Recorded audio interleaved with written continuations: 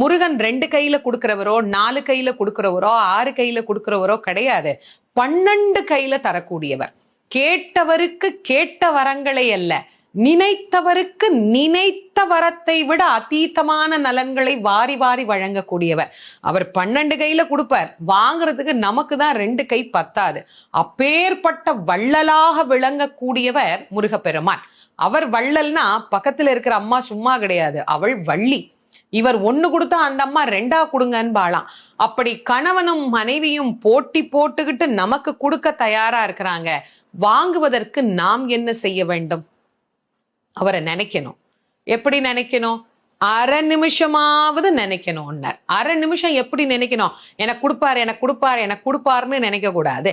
முருகப்பெருமானை உள்ளம் உருகி, அந்த உள்ளம் உருகுகிற போதே நமக்கு அப்படியே கண்களில் இருந்து ஆனந்த கண்ணீர் அப்படியே பெருகும். அந்த கண்ணீர் பெருக முருகப்பெருமானை முழுமையாக ஒரு ஆன்மா சரணாகதி அடைந்து, முருகா நீ எனக்கு என்ன கொடுத்தாலும் சரி, உன் அடியாராக உன் மெய்த்தொண்டராக என்னை நீ ஏற்றுக்கொள் அப்படின்னு அவன் கிட்ட ஒரு விண்ணப்பம் வச்சுட்டு நீங்க இந்த திருப்புகழை சொல்லி பாருங்க, என்னவெல்லாம் கொடுப்பார் அப்படின்னு இந்த திருப்புகழ்லயே அருணகிரியார் சொல்றார். பார்க்கலாம் வாங்க. சரண கமல் ஆலயத்தை Download ShareChat.